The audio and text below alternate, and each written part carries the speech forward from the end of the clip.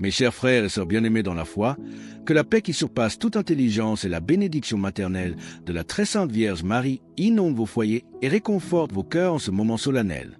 Aujourd'hui, je me tiens devant vous animé d'un sentiment de profonde obéissance divine et revêtu d'une immense humilité, sachant que le message que je porte sur mes lèvres n'est pas le mien, mais l'écho du ciel lui-même adressé à chacun de ses enfants.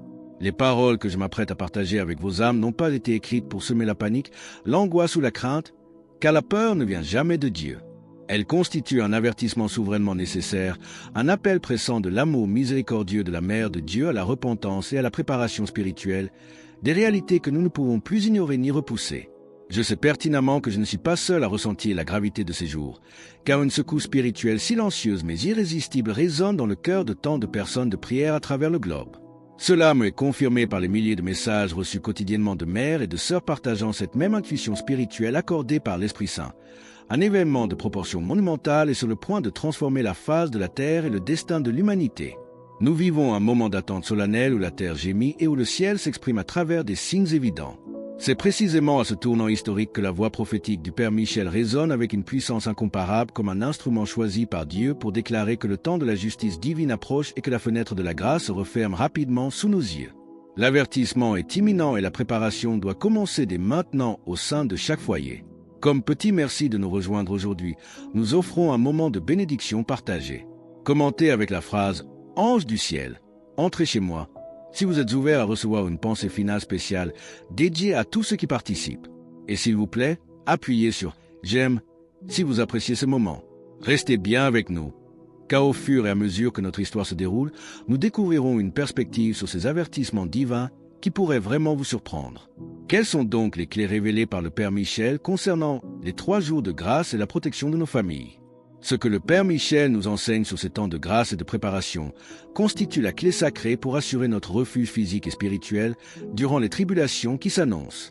Le message divin ne tolère plus d'hésitation ou de doute, car un décret solennel a été promulgué depuis les trônes célestes et le dernier grain de sable s'écoule du sablier de la miséricorde.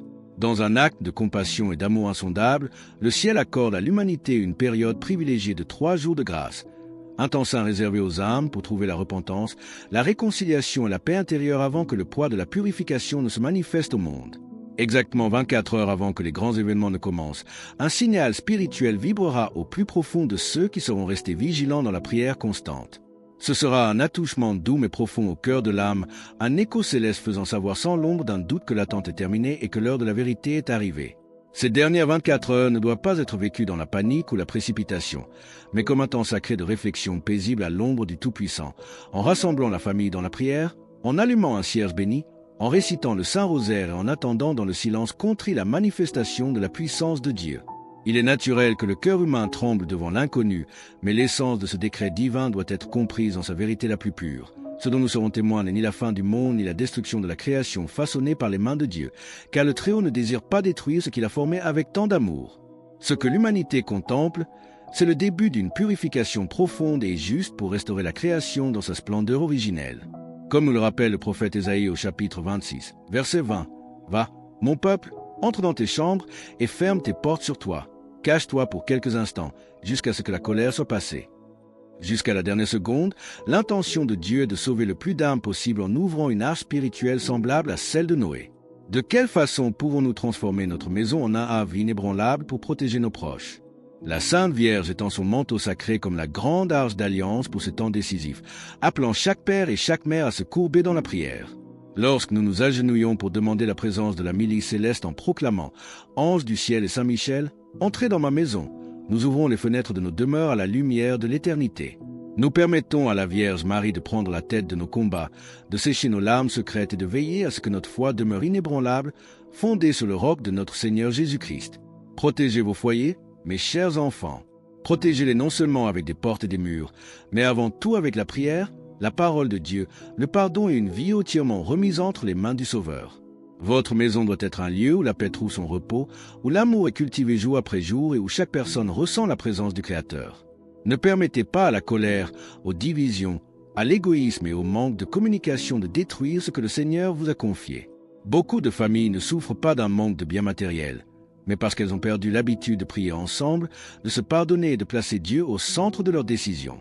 Lorsque la maison ne laisse plus de place au Seigneur, le cœur se refroidit, l'espérance faiblit et la foi commence à s'éteindre lentement.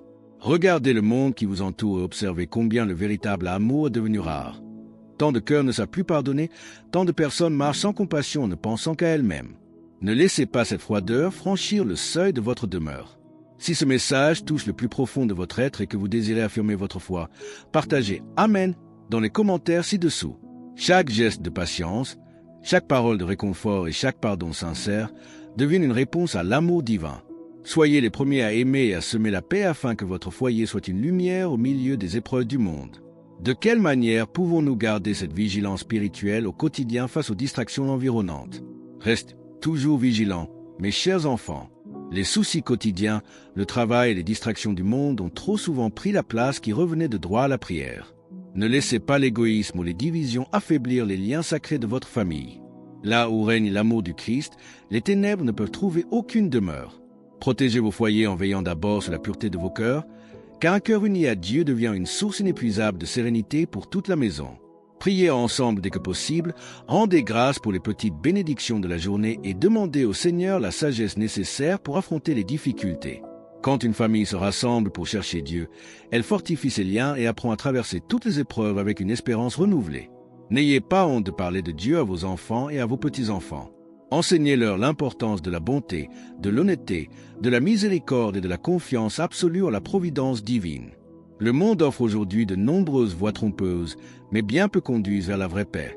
Soyez des témoins vivants de l'Évangile au sein de votre propre demeure afin que ceux qui vivent avec vous reconnaissent, à travers vos actes quotidiens, que Jésus habite réellement dans vos cœurs. Lorsque les difficultés surviennent, ne désespérez pas. Au lieu de vous éloigner de Dieu, rapprochez-vous encore plus de lui et transformez chaque souffrance en une opportunité de croire plus profondément. Le Seigneur n'abandonne jamais ceux qui l'invoquent avec sincérité, et sa grâce soutient toujours ceux qui persévèrent.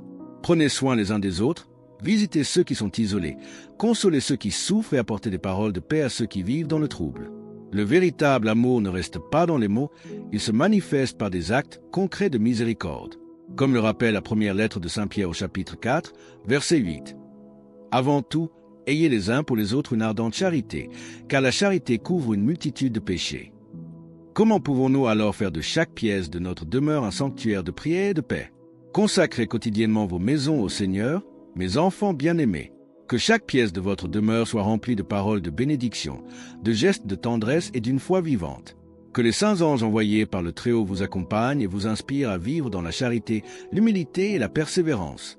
Que l'Esprit Saint fortifie votre famille afin qu'elle demeure inébranlable, même lorsque les tempêtes de la vie semblent particulièrement violentes. Rappelez-vous toujours qu'aucun foyer n'est fort par la seule solidité de ses murs, mais par la présence agissante de Dieu en son sein. Aucune famille ne reste véritablement unie par les seuls liens du sang, mais par l'amour pur qui jaillit du cœur de Jésus. Faites de votre maison un lieu de prière, d'accueil, de pardon et d'espérance. Ainsi, même dans un monde marqué par un manque cruel d'amour, vous serez des signes lumineux de la clarté du Christ et vos demeures deviendront de petits sanctuaires où la paix du ciel continue de fleurir pour la gloire de Dieu. Approchez-vous de lui pendant qu'il en est encore temps pour consolider votre foi, car une âme nourrie par la grâce reste debout face à l'adversité. N'attendez pas que les épreuves frappent à votre porte pour commencer à prier. Préparez vos cœurs et vos proches jour après jour. Tout comme vous prenez soin de votre maison pour la maintenir propre et ordonnée, veillez sur votre vie spirituelle. Un foyer où la parole de Dieu est écoutée avec respect et où les parents enseignent à leurs enfants l'amour du Créateur trouve toujours un chemin d'espérance, même au milieu des plus grandes difficultés. L'excès d'inquiétude matérielle ne doit pas vous voler le temps précieux qui appartient au Seigneur. Aucune richesse terrestre ne pourra jamais remplacer la paix profonde qui découle d'un cœur réconcilié avec Dieu. De quelle façon pouvons-nous cultiver ce silence intérieur nécessaire pour entendre la voix de l'Esprit Saint? Cultivez le silence devant Dieu, mes chers enfants. Le monde produit un bruit incessant qui distrait constamment l'âme et cherche à étouffer la voix du Seigneur. Si vous désirez entendre ce que Dieu veut dire à votre cœur, apprenez à réserver chaque jour des moments de calme, de méditation et de prière. C'est bien souvent dans la sobriété du silence que l'Esprit Saint console, fortifie et illumine ceux qui le cherchent avec une sincérité totale. Aimer vraiment exige de la patience, de l'humilité et de la persévérance. C'est se tenir aux côtés de ceux qui souffrent, savoir pardonner même lorsque cela demande un grand sacrifice et rester fidèle aux enseignements du Christ quand le monde nous invite à suivre des chemins bien différents. Ne soyez pas effrayés par l'obscurité qui semble gagner du terrain. Soyez plutôt les instruments vivants de la paix du Christ pour apporter de la lumière là où beaucoup ne connaissent que la tristesse et la solitude. Préparez vos foyers par une vie de prière régulière, la lecture méditée de la parole et des actes concrets de charité envers votre prochain. Pour rejoindre notre communauté et ne manquer aucune histoire inspirante, pensez à cliquer sur « J'aime » et à vous abonner. Ainsi, nous continuerons à marcher ensemble sur ce chemin de lumière et de foi. Mais quelle est l'ultime recommandation pour sceller sa protection divine et accueillir la bénédiction finale dans nos maisons? Renouvelez chaque jour votre confiance absolue en Dieu. Même si le chemin semble parfois parsemé d'embûches ou de défis, n'abandonnez jamais l'espérance, car le Christ demeure à vos côtés. Il connaît chacun de vos besoins, entend la plus humble de vos prières et fortifie tous ceux qui remettent leur vie entre ses mains saintes. Comme l'a si souvent rappelé le Père Michel dans ses enseignements, une famille qui prie régulièrement demeure unie face aux épreuves, car la fidélité dans l'oraison renforce l'âme jour après jour, tout comme un arbre grandit en silence jusqu'à pouvoir résister aux vents les plus violents. Priez au réveil, priez avant le repos de la nuit, priez dans les moments de joie et apportez-lui aussi vos larmes. Invitez Jésus à habiter véritablement sous votre toit afin que chaque pièce de votre maison soit illuminée par sa lumière. Demandez à l'Esprit Saint de guider toutes vos décisions et invoquez les saints anges pour qu'ils protègent vos proches de tout mal. Répondez à l'égoïsme par la générosité, aux offenses par le pardon sincère et au découragement par une foi vivante. C'est ainsi que vous devenez les porteurs de la paix du Christ. Alors que nous concluons cette méditation spirituelle, nous vous invitons à sceller publiquement cette alliance de foi. Commentez « Jésus est roi ci-dessous » pour proclamer cette vérité et placer votre foyer sous sa souveraine protection. Et votre parcours spirituel se poursuit. Cliquez dès maintenant sur la vidéo qui apparaît à votre écran pour découvrir un autre message profond préparé spécialement pour nourrir votre foi et protéger votre famille.